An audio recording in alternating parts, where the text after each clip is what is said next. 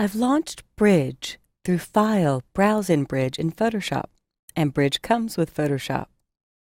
Bridge has an excellent way to import your digital camera images, whether it be from a high-end camera, a consumer class point-and-shoot camera, or a smartphone or tablet.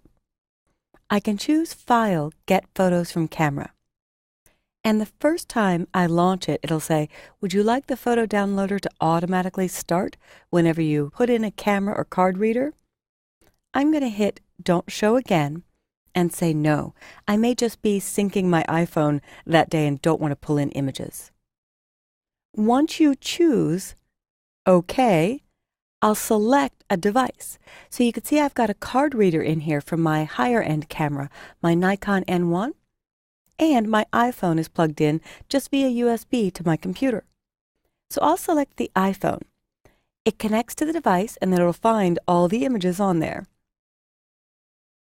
I actually like to use the advanced dialog. That way I can pick and choose a series of images. I don't have to bring in all 700 that are on the device. So I will hit the advanced dialog. And when I do, I can uncheck all of the images and then simply scroll and choose which ones I would like to bring in. So I'm scrolling down and I want to get to a series that I took of the Embarcadero, but there was a moment a week or two ago when there was a rainbow in downtown San Francisco, and I haven't seen that in my 12 or 13 years living here.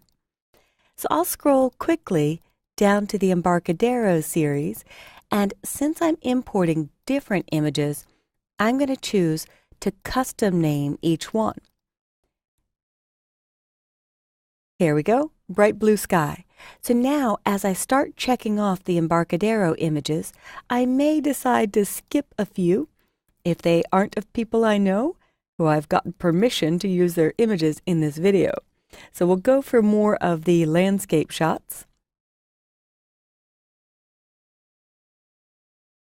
And once I've checked them all off, I can use Bridge to batch rename, organize, put the files in folders, so you will have this folder of images to organize after we're done.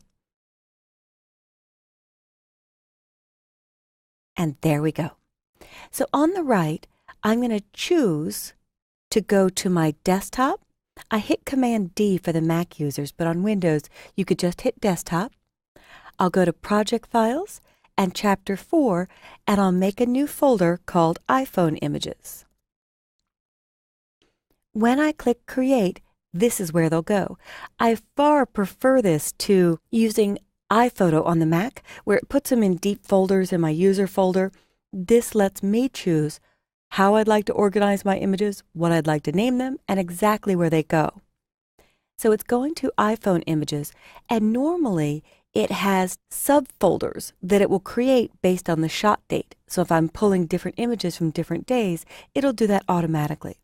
But I want them all in one folder, so I'm going to choose None for Create Subfolders.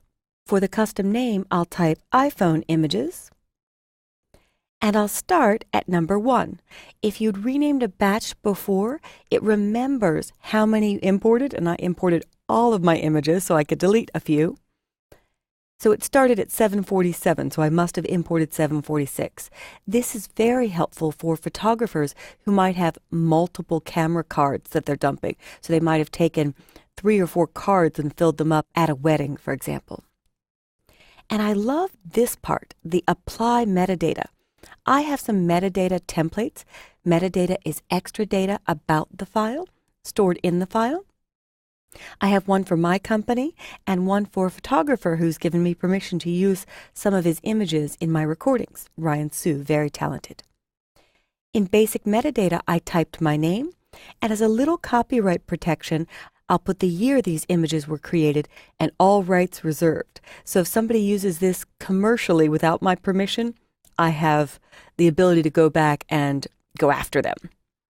So this is everything that I want to bring in. Down below there's a little Get Media button, but my resolution is low for recording.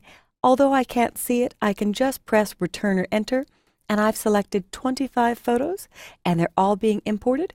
And then Bridge will bring me to that folder and bring up the images. So I love to use the slideshow mode to review these.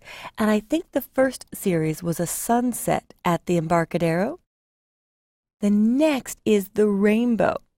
So if I want to see these a little bit better, I can choose Edit, Select All, and View Slideshow, or Command L on the Mac, Control L on Windows. And now I can decide what I'd like to keep and what I'd like to remove. And the slideshow automatically advances.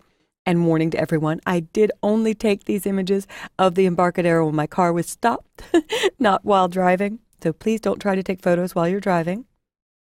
But if I hit spacebar, spacebar pauses on the rainbow that was right on Market Street in downtown San Francisco.